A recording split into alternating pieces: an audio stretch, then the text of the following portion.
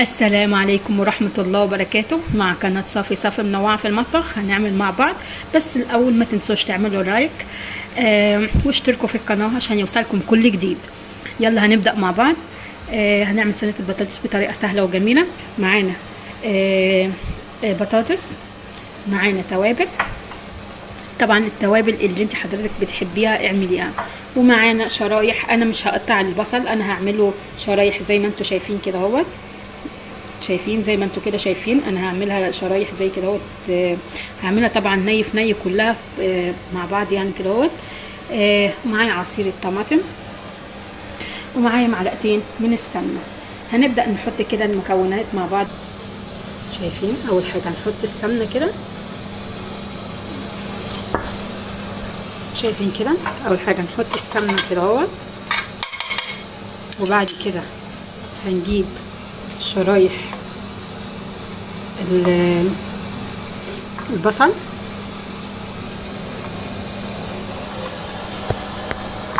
نجيب شرايح البصل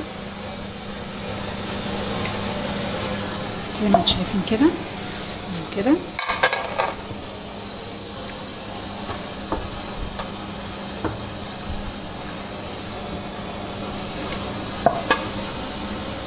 شايفين نجيب شرايح البصل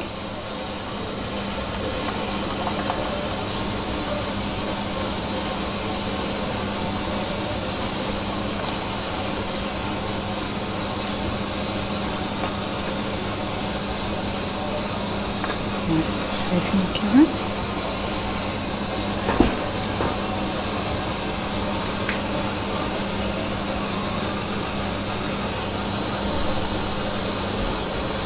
شايفين كده اهو.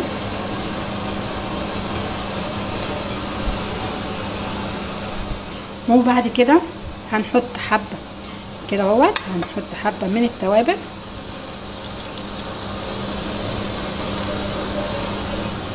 شايفين. بعد كده هنجيب البطاطس،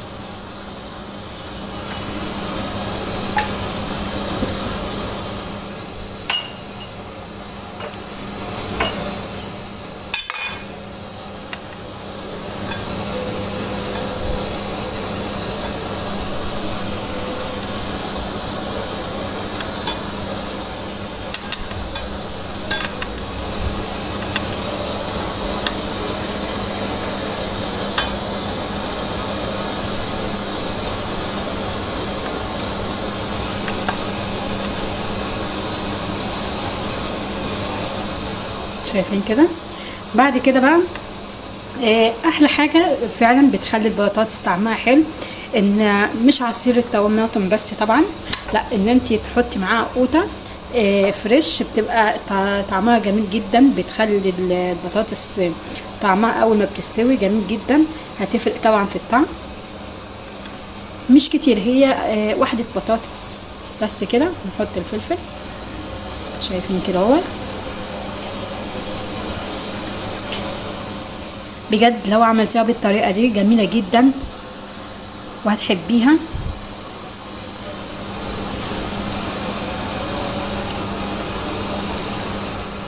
هتقول طب انت مش مقطعه القوطه مثلا حتت، مش مقطعه القوطه حتت صغيره، طب مش مقطعه الفلفل، طب هو الفلفل هيبقى ده كله؟ انت هو لما يستوي المكونات مع بعضيها بجد هتديكي حاجه جميله جدا. بعد كده هنرش عليهم التوابل، شايفين كده اهو كده اهوت.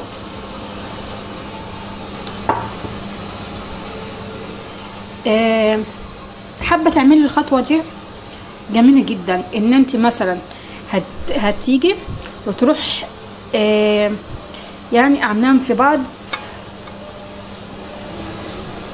كده اهوت، هتقلبيهم في بعض. لو كده اهوت انا حابه كده طبعا ان انا اعملهم كده اهوت. عامه التوابل هتيجي في كل مع الصلصه من لما تيجي تعمل، وهتحط معاهم الصلصه كده اهوت. شايفه كده اهو كده.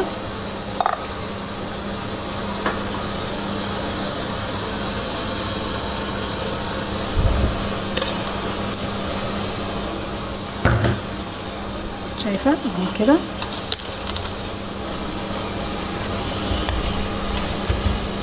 كده اهوت. نجيب المعلقه.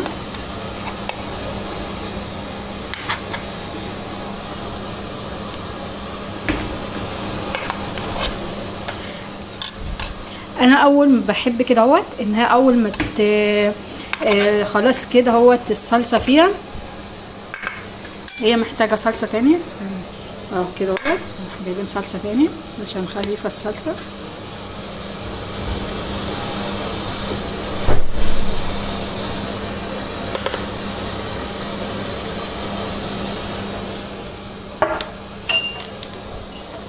هحطها في الفرن وهرجع لكم تاني.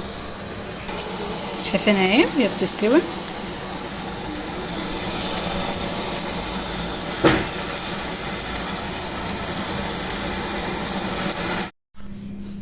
شايفين اهي صينيه البطاطس من ما طلعت جميله ازاي وحلوه. شايفين اهي جميله.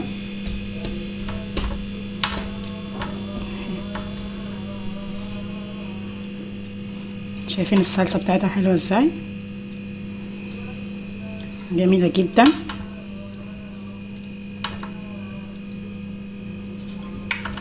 شايفين اهي كده، شايفين اهو.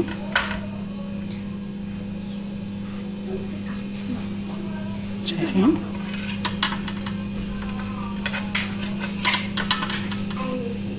حلوه. شايفين اهي، شايفين كده.